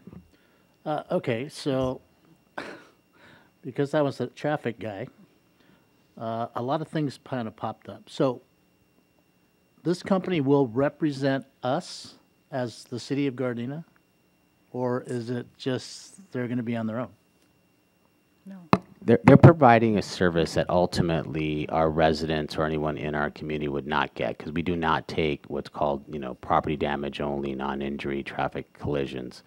Essentially, it is insurance work. I mean, we're documenting statements and damage from parties that law enforcement is not going to get involved. Well, we don't do that. So this way, they have a place to go to that will do all of that. They benefit by getting their side of the story and the report taken. Insurance companies get benefit by obviously having accurate information about the collision and limiting, exposure to other things that could happen after the claimant makes claims different things that actually happened. Okay, so we're getting rid of the names exchange issue. And so we're not going to use our traffic services like cadets or those kind of kids that go out and say, here, exchange names and do all that stuff. We're just going to refer them to this company. We're currently not doing that with our cadets anyways. We're doing it with police officers or police assistants, should I say. So we cannot eliminate the requirement to exchange names that is required by California law. Absolutely. But after they exchange names, they also get to refer to the service center that can take their report. Otherwise, all they're going to do in the field is exchange names, and their statements won't get documented. They're up to themselves to document their own property damage, all of those things. This service is all done for them and submitted, I understand, to the insurance companies. Okay, so my last question is, there are those that will stand beside and say, I want an officer to respond, no matter how minor this thing is. So when that officer still has to respond, we're still going to do the names exchange, refer to the company. We pride ourselves on being very customer service oriented. We're not going to get in a battle of whether we should be there doing that. But ultimately, we would want to get them to get to the service center and get the full service that they can enjoy. Okay, thank you. Okay, Councilmember Medina. Thank you, Madam Mayor. I just have a sticky question with regards to, my experience has been that all the sheriff's departments don't want to come to a non-injury accident. And I guess the drawback is that there have been some incidences where there have been no serious injuries then, and then all of a sudden, 5 days later, a week later, there is a health problem with the head or the spine or that kind of situation that doesn't necessarily happen the day of the accident. Do you get involved in that with regards to, at the time of the accident, this was happening, and then you make the report to the insurance companies, correct? So what happens is, generally speaking, if an individual were to identify even to an officer at the time of the collision that there was no injury, an officer might not potentially take that report either. But by coming into the Collision Reporting Center, we would timestamp pictures and all the details in regards to that collision. We also ask the parties when they come in, if everything is okay. If someone reports a minor injury, depending on the jurisdiction that you're dealing with, there are different ways to handle it. So generally speaking, in a pilot project where we're doing something like we're going to be doing here, we would make a referral to an officer for someone to give us some guidance on that. We also have got an additional form that is an overview form in regards to injuries. So if a party was to indicate, you know, my neck's a little sore, we would write that down. That also would be flagged to the insurance company. The benefit also is the fact that there would be timestamp photographs of both vehicles and corresponding damages to support whether an injury was actually ascertained or not. So it wouldn't waive the liability of the fact that they have a headache or a neck ache or, and then affect later on going to the doctor finding out that there was a problem? No. Okay, thank you. Councilmember Cascania? Thank you, Madam Mayor. If an accident happened, so it's between me and Councilmember Medina, and we come to you with the report, I'm going to say it's his fault. He's going to tell me it's my fault. I said, he said, right? I do the same thing with my insurance company. I call my insurance adjuster. I'll report it that, you know, Mr. Medina rear-ended me or whatever. And same thing, he's going to call his insurance company.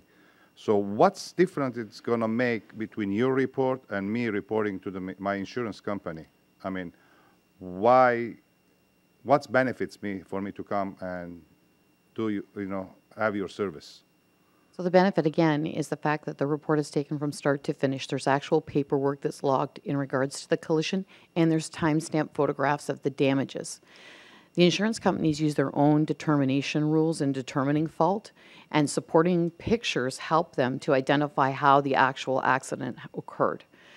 Once you've left the scene of the accident and, you know, a week later you're dealing with your insurance company, the potential for additional damages to be added to the original damages is quite high. So the fact that you come into the collision reporting center and we timestamp the damages, and we also use a stick. The stick is a height evaluation. We take that stick and we do 360-degree photographs of the vehicle so that you can see the relationship of any damage on the vehicle and where the vehicle is not damaged, as well as taking the VIN of the vehicle to identify that the right vehicle is being associated with the collision, and the fact that there are any airbags that have been deployed. We also take front seats and back seats in regards to child safety seats. So there's a lot of information that we supply to the insurance company that you, just as a public citizen, might not think to supply to them. I used to work for a body shop for past 28 years. And I've done all this myself as well. The adjuster, I would say, or the estimator at the body shop, you know, will do all this report to the insurance company. It's a mandatory to get the measure stick, you know, measure it, take the picture, you know, 360 picture, and have all the detailed information. So by doing this, what's going to eliminate, or how is going to help the person that's involved? So one of the other benefits is that we are a digital system, so it's an immediate delivery to insurance. So we expedite the amount of time required for a claim. We also, because we're delivering an entire package on both vehicles involved in the collision if they're coming in to report, the claims adjuster has access to all of the information in one location quickly and efficiently. So it leads to less time for claims to be open, also less time for car rentals, faster completion of claims, and ultimately faster customer service for the customer. Okay, that's perfect. But do you know that the insurance company requires from the body shop that for them to take the picture and submit all the same reports? So don't you think this is going to be duplicated? Well, the benefit of that is, not that I want to allude to any particular body shop, but creatively, sometimes after a collision, a vehicle might not have a big dent on the back passenger side of the vehicle because that's not where the impact was. Yet when it arrives at the body shop and involved in that estimate provided by the body shop, sometimes there are damages that were not there at the time of the report being filed. All right. Thank you very much, ma'am. You're welcome. So one of the things, and I think Councilman Cascini, what you're alluding to is the insurance companies support this because they understand the value and minimizing their risk. We also get a service because not only do we get our community members getting something documented and they have their report and they're getting their insurance claims processed, but we also get that data that we don't get because we don't take the reports. So we're able to get the data to see, okay, we need to do more enforcement here. You know, there's a lot of traffic accidents here. Maybe we need the speed. We need to look at the traffic conditions, those kind of things. That's an additional thing. Think about 1,100 more accidents where we have data. That would be great for us. And we know that other PDs are the masters at kissing off reports. Okay, any other questions or comments? I have two quick questions. Is there a time limit as far as a person needs to get to your center, like within 2 weeks or 3 weeks, or cutoff period? So generally in the jurisdiction, we negotiate that right at the beginning. Most services, it's forthwith, so as soon as possible. However, we do have guidelines that we generally hammer out in the beginning as to what would be acceptable for a delay. So unfortunately, if somebody is on their way to an airport and flying away on vacation, they're not going to be in to report a collision. So as long as there's a reasonable reason for a delay, then we would facilitate with police in regards to that. Or again, an elderly person who potentially has become ill and has gone into hospital, we would facilitate that. But generally speaking, it's forthwith. Okay. And then the second question I have is, I know this can be a minor collision, but let's just say the car is inoperable. Then do we have someone to go out to the location as well, just to take pictures to, you know? So we're actually in the pilot project, the tows are going to come to the collision reporting center. Okay. And that's what we do in most of our jurisdictions. We're extremely expedient. When a tow comes in, we expedite a tow right away. So they go right to the front of our line, and we go out and take the photographs right away. We also find out from the tow truck driver where the vehicle is going as instructed by the client, or we speak with the client about what those details are going to look like. And you'll take care of it same day, so that wrecked car will not sit at the facility for a day or 2 days or anything like that? It will be less than 10 minutes. They're in and they're out. We literally send someone out immediately, and we take the photographs all the way around the vehicle. Okay, great. Well, I personally think this is I'll get to you, a great service as an insurance agent. It's an added benefit, you know, when accidents are reported like that. So I think it's a great thing. Councilmember Henderson. Just real quick, so I'm clear on the process. So at the time of the non-injury accident, police are called out, they come out, verify there's no injury, not going to take a report. We're going to notify the participants that they can shoot over here and get it taken care of, correct? And as the system matures, potentially we can start just directing them there. Also, we provide a bulletin. So the bulletin or the handout that we provide actually has an exchange inside of it and some details and information on how to get to the collision center, hours of operation, a telephone call, support lines so you can call in and find out, you know, how long you can wait, can you come directly, what you need to bring with you, so that a citizen isn't repeating a visit, so that they're prepared when they come in. Is this something that the officer hands out to them? We provide them to the officers to put inside of their cruisers, and once they've attended, they can pass them off to the customer. It tells them the rest of what they should do, and there's a section there to actually exchange information on. Okay, sounds good. Okay, any other questions, comments, or anything? If not, can I get a motion to authorize the agreement? So moved. Okay, Madam City Clerk, there's a motion made by Councilmember Medina and a second by, was it Mayor Pro Tem Tanaka? Yeah, by Mayor Pro Tem Tanaka. Okay.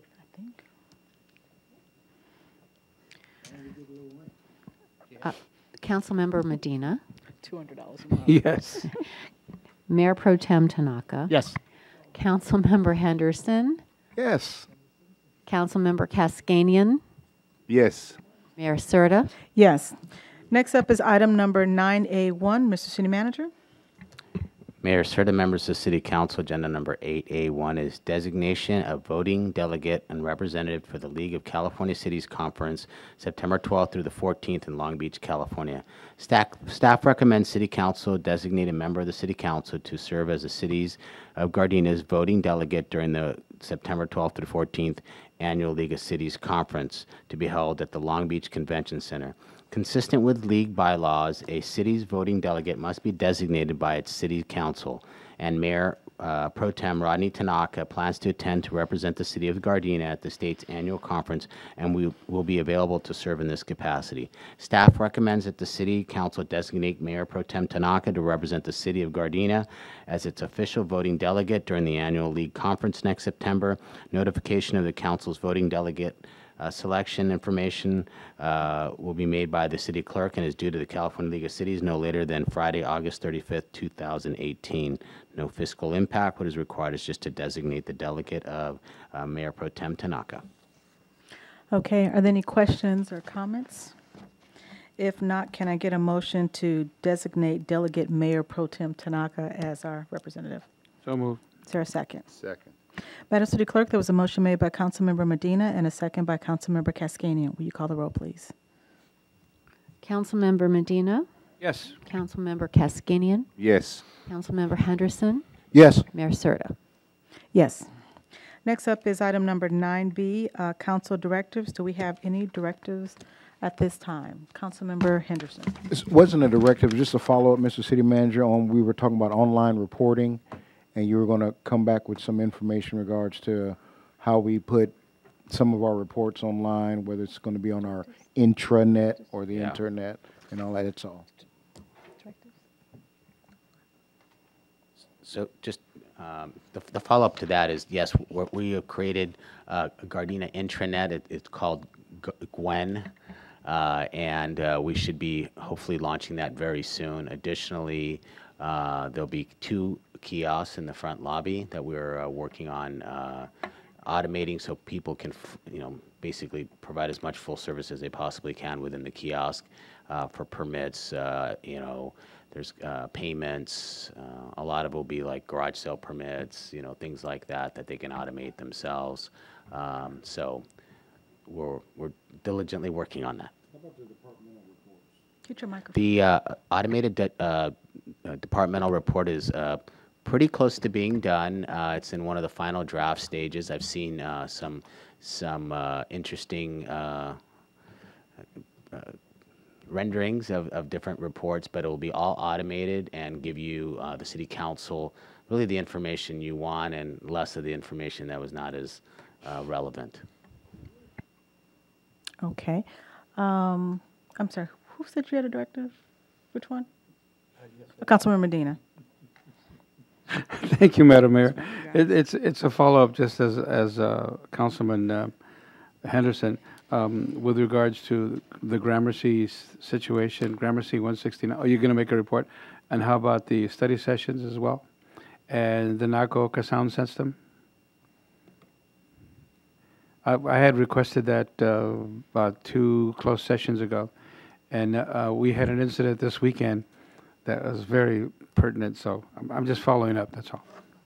I have received the direction. It is crystal clear. The director of administrative services will be working on a plan to upgrade the audio in the Nakaoka Center. I understand that during the Ichikawa visit, it did not go well, so we'll be working on that. I'd like to put in some input with regards to the more of the high-tech things like USB ports and minis and Wi-Fi and stuff like that. That'll really help make our sound system more accessible rather than putting, wireless mics and stuff like that. Yes, I have heard from at least 3, if not 4 of you, and I will make sure that it gets done. So we all second that, correct?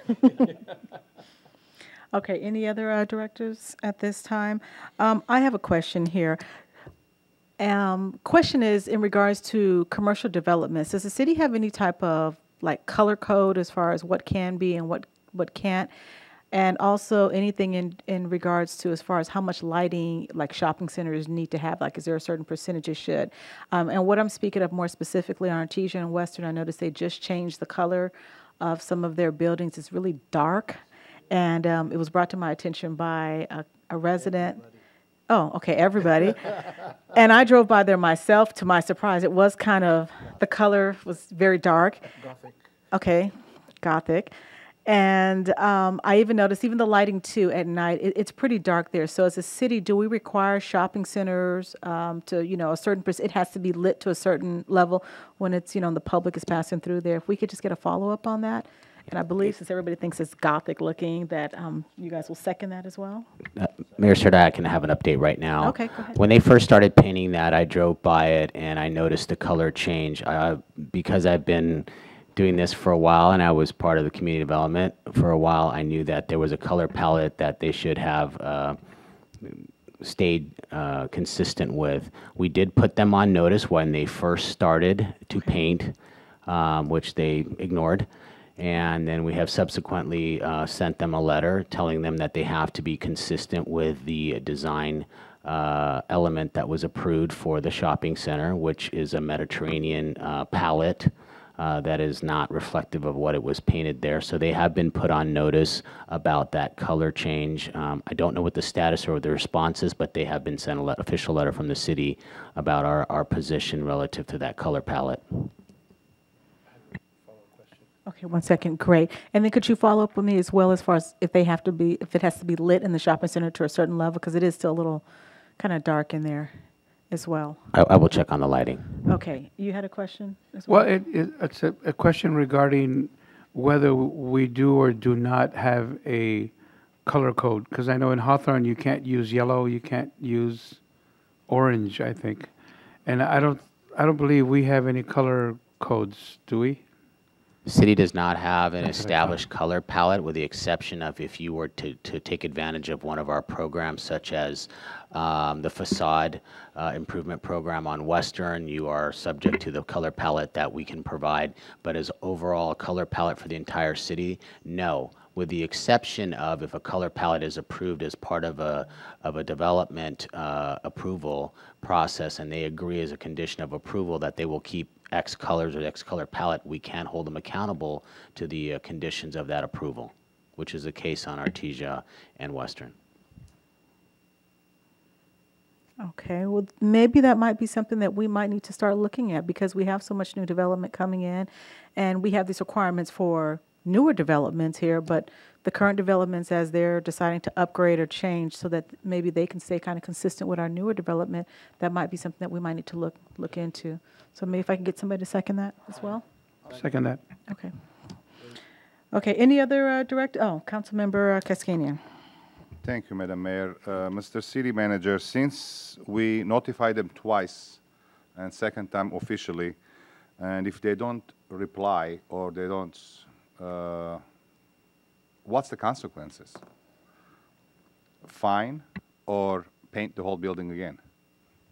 Well, ideally, we would want to work with them cooperatively to resolve the issue. They've been given an administrative notice of violation, which they need to respond to. I was hopeful that they'll understand, and as they review the conditions and the information that we provided them, that they will understand that they have to change the color palette to what was initially approved. From there, potential other legal action could occur. We prefer not to go down that route and cooperatively come to an agreement. We do have the renderings and the colors that were approved initially. It was a long time ago, but we still found the records, and our city attorney and his colleague are working on it diligently. Taco Bell on Artesia Boulevard, they changed their color too, and the whole company is changing the building color. And what's we going to do in that case? Is the company policy now? Is it Gothic? Yes. Taco Bell, Gothic? I do not believe that Taco Bell, like the Artesia and Western, has a development agreement that the conditions of approval didn't require a specific, color palette. This one, we do have evidence that it does. Thank you. Okay, are there any other directors?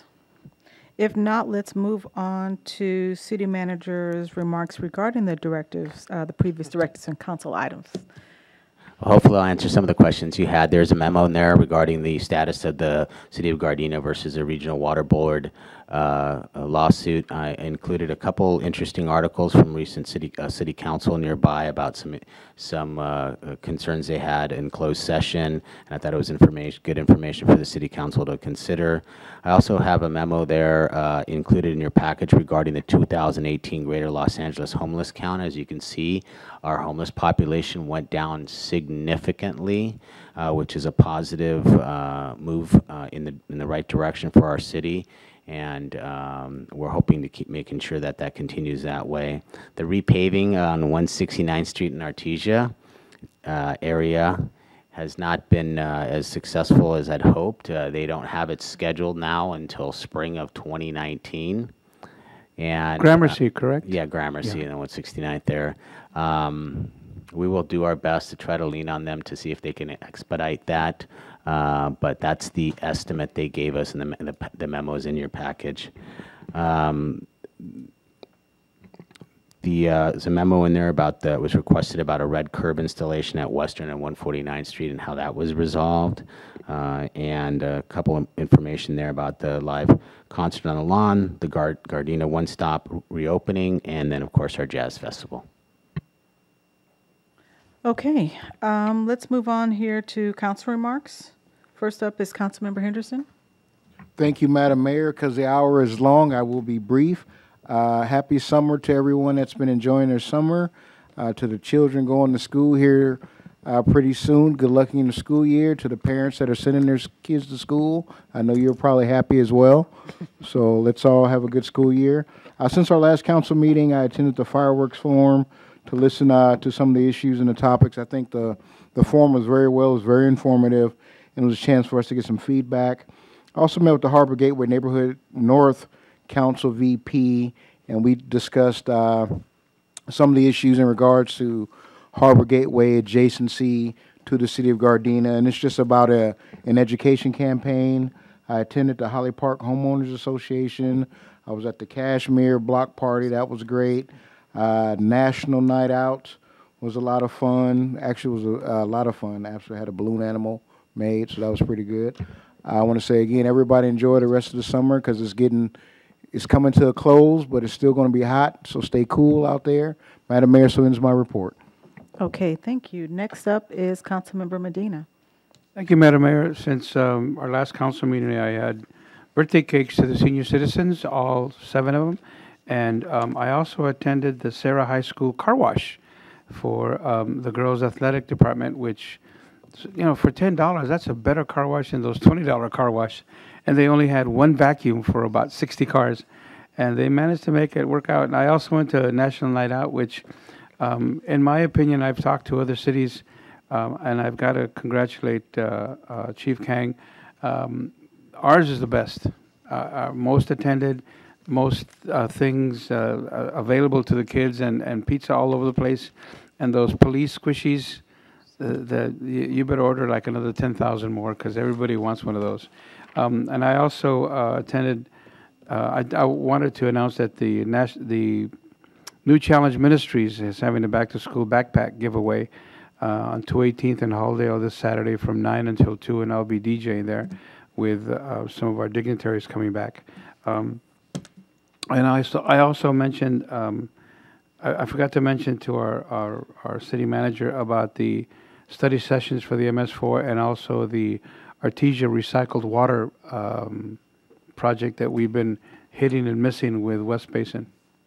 We have the MS4 presentation next council meeting, and then still have not heard back from the alleged plans and descriptions of the medians for the recycled water in Artesia. I've had a couple phone conversations, but I don't have anything back from them. Thank you, Madam Mayor. Oh, okay. Next up is Councilmember Cascanian. Thank you, Madam Mayor. Since our last meeting, July 25th, I attended a meeting with Enterprise Rent-A-Car, and we discussed a little bit a business and how good they're doing in the city of Gardena and how much tax they're generating in the city. So it's a pretty good numbers. We just went basically, and it was a productive meeting. July 26th, I attended Coffee with the Cops. It's a great talking to our residents and the cops. Everybody was there, so it was a great Coffee with a Cop. July 29, Veteran Appreciation Picnic at Gardena Elks. Thank you, Betty Jamora and Mr. Councilman Dan Medina. It was a great program, honoring again our veterans. July 30th, firework report at Nakaoka Center. Thank you, Chief Kang and Dave Brock for the detailed information regarding the fireworks. July 30th, again, I had the opportunity to meet with Armenia's foreign minister in Glendale. I had a talk with him one-on-one. It was a great, I was privileged to meet him. August 2nd, Raleigh Park Homeowner Association. Thank you, Rachel Johnson. It was a great program that they provide. It was regarding sex trafficking and how I think every 30 seconds or 35 seconds, there is a victim. So it was a great program. Gardena Police Captain Safil was in there in the podium, and he was giving us some information as well. August 7th, National Day Out. Thank you, Chief Kang, again. It was a great program. Everybody was happy, and on August 8th, Ichikawa Delegation Farewell Party. So we attended the dinner at the Kaoka Community Center. And closing my reports, Madam Mayor, happy birthday to our City Attorney, Mr. Peter Willen. Happy. He's going to be 21 again? Again. Or 39 again. Again. Happy birthday. And I would like to, with your permission, I would like to invite the attendees over here after the meeting. So we're going to have a cake in the back room. Even Ron. And it's in the Situation Room. The Situation Room. And that will end my report. Okay, thank you. I'm glad everybody's speeding through the report so quickly because I have a lot to report. But I'll be very brief here. I too also attended the fireworks forum, and I too would like to thank the chief as well as Dave Brock for conducting a well-organized forum. We had a lot of great dialogue as far as how the 4th of July went this year. It was interesting to hear. Some people thought it was a little bit better. Some thought it was the same or worse. But just a really good meeting that we had so that everybody could, discuss their experiences with the 4th of July. Also, I attended the Carnelian Homeowners Association's first annual I guess it was like a neighborhood block party with Councilmember Henderson. They had a great time out there. They had tables set up throughout the entire complex there with all sorts of things, back to school items for the kids, professional masseuse there for the moms to get back massages, pool party going on, basketball for the teenagers. It was a really fun event for the young people on a very hot day. Also, I attended the LA County Lifeguards Medal of Valor ceremony over at Seaside Lagoon. And it was really interesting because for the first time I had the opportunity to meet lifeguards and see a reenactment of them saving lives for people who potentially could have passed away as a result of swimming in the ocean. And what was really interesting was, oftentimes when we call the fire department, let's just say if you're sick, you can call 911 and the fire department or paramedics, they'll drive to you and help you out, and then you get transported to a hospital. But if you think about it, when you're at the beach and you're in the water and you need help and you raise your hand up, it's a lifeguard that is the person who sees you. So it's kind of like he's the person that's reporting the incident. He calls, I guess, his commander, whomever, to help them respond to you. They run out to you, so they're their own transportation, running through the sand. They're swimming to you. They're saving you, and hopefully you're not fighting them back. They bring you back to shore or onto a boat, and then they start giving you life-saving type of procedures, whether it's CPR and so on. And it was just really impressive just watching this, and I'm thinking, wow, lifeguards have it even harder than paramedics or firemen because they're totally doing all the work. So I was really impressed with seeing that, and we had the opportunity to congratulate some of the lifeguards who saved people's lives over the past year locally at our South Bay beaches here. So that was a lot of fun. Also, I attended the 7th annual Backpack Back to School event by an organization called SURF, which is an organization that helps autistic children out. So backpacks were given away to them. And also bicycles were given away at El Camino College. So it was a real fun event to attend. I also attended Kashmir Gatekeepers Summer Block Party with Councilmember Henderson. And then on August the 5th, I attended the 100th birthday of a resident in the city of Gardena, Mr. R.C. Morris. He turned 100 on August the 4th.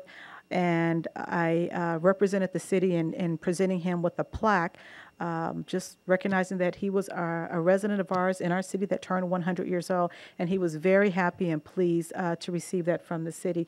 And what was interesting is to just see this guy talking and moving around. He acted like he was 55 or 60, which was pretty impressive. So that was a lot of fun to be able to do that.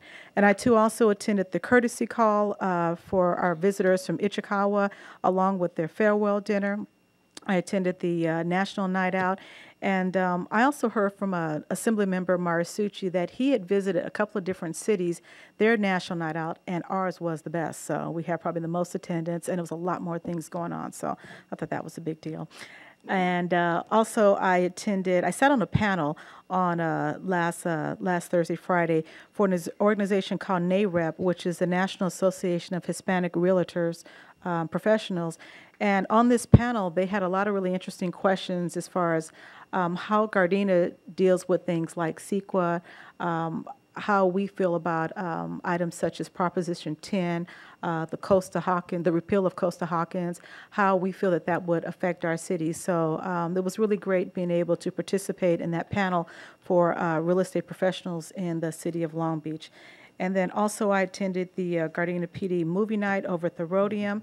That was a lot of fun. In fact, a lot of people were asking, when are we going to do the next one? It was just a great night to have it. It wasn't too hot out there. The weather was perfect. So everyone had a great time at that. And then on last Sunday, I attended the Southwest Offset Printings golf tournament in the city of Long Beach.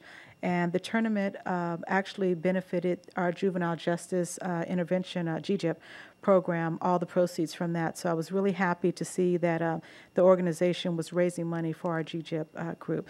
So that ends my report. And before I end my report, I would just like to thank all of my colleagues for attending all of the events that we go throughout the year. And I'm sure many of you who are listening in the audience or on TV, we go to a lot of different things throughout the year, but it's really great to know that if I can't make it to something, one of my colleagues will be there, and a lot of times we're all bumping into each other there. So I just want to thank all of you guys for making that extra effort on our own time attending some of these events. So that ends my report. Next up is Mayor Pro Tem Tanaka. Thank you, Madam Mayor. And to be quick, I probably attended mostly the same thing everybody else did, but I did Coffee with a Cop. The Ichikawa youth delegation came in, and I came to the welcome lunch. I took the chaperone out for dinner, and I actually attended the courtesy call and the farewell dinner. I think they had a really, really great time, and that Gardena represented very well to our Ichikawa's sister city. Let's see, I was at National Night Out, great evening. I thought it was a smaller group, but Tom said that they took up more room in the parking lot, so it actually made it look like it was a lot thinner than it was. So congratulations, thanks, you guys did a really great job. Let's see, I think that about does it, Madam Mayor. Yeah, I think I'll end with that. Okay, and as far as announcements are concerned, we have a couple of announcements here. On this coming Saturday, we have our free live concert on the lawn, which is this coming Saturday, August the 18th, from 5 to 7 p.m., the City Hall complex area here, and free ice cream and, I believe, coffee. And the band is the Fabulous Esquire Band. And, yeah, so this Saturday from 5 to 7 p.m. Also on next Thursday, August the 23rd, we have the Gardena One Stop grand reopening. So come celebrate the grand reopening of our expanded facility and new upgraded training room. So that will be Thursday, August 23rd from 3 to 5 p.m. and the address is 16801 South Western Avenue. And then lastly, going to make this announcement, but want to remind everybody that the 16th Annual Gardena Jazz Festival is Sunday, August 26, 2018.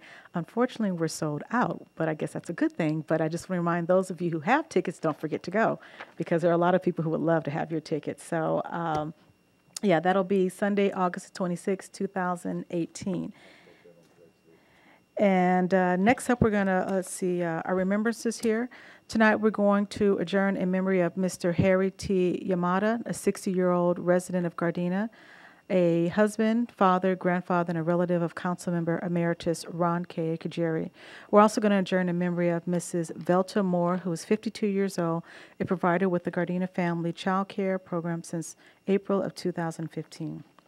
So the Gardena City Council will now adjourn to our study session regarding the MS4 permit at 6:30, following our regular City Council scheduled meeting at 7 p.m. on Tuesday, August 28, 2018. We are adjourned. Oh, and also please join us in the MEC room here as we have cake here for our attorney, Mr. Whalen here.